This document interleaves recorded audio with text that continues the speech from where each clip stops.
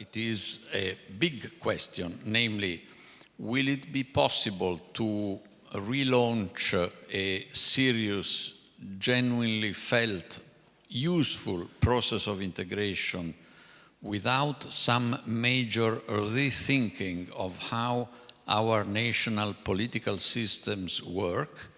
I'm afraid there the answer would be no. You should not have the second highest level of tax wedge. Tax wedge is everything which is, we say in Austria, Lohnnebenkosten, which is, it's not only, it's not only the tax which the government takes. 2/3, more than 2/3, is social security, is all kinds of subsidies. There's a long list, about 20 items, and you could abolish at least half of them immediately. After Belgium, we are the nation with the second highest tax wedge in Europe, and there's a very nice study by the IMF that the higher the tax wedge, the lower the labor participation. So this is a very strong study, I think. Thank you. Because if we have a decreasing society in some age centers, we have to do something. We have to do something. We will miss opportunities and chances if we cannot raise the birth rate. And first of all, we need, as you mentioned, we need a development in the childcare system, not only a development in places, but also in quality and of course in the image. It shouldn't be a problem, or it shouldn't be a discussion if we put children to a childcare system or not. Of course, it's a positive factor on them.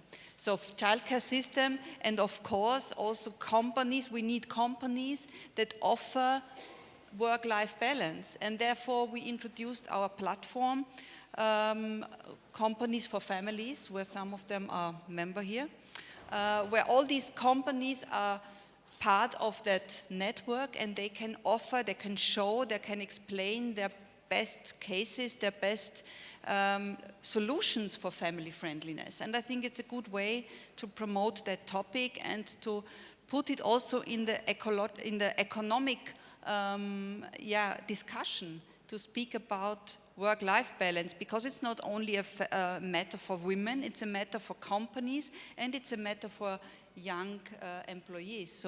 So therefore it's a future topic, and it's good that we discuss it in the circumstances of growth.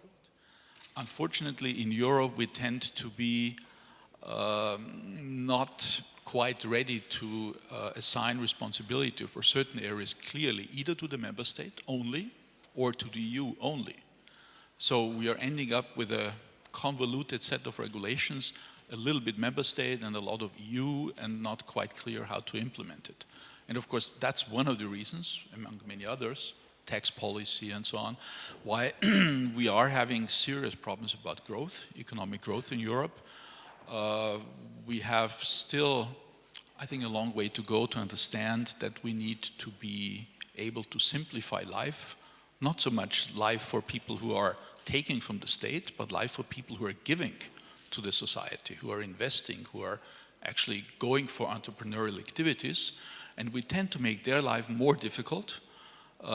And so Europe is still a very attractive place for refugees and for people who like to get a lot of money from everybody, but we are not quite as attractive as we should be for people who are giving to society, people who want to invest, people who want to run business.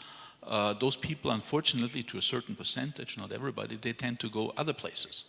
Things don't go well.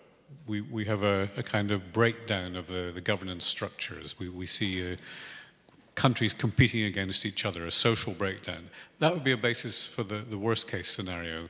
And in that, the UK would leave the European Union, Scotland would leave the UK, and Scotland would be left out on its own. The best case scenario is it comes together a bit, that the governance mechanisms start to become more productive.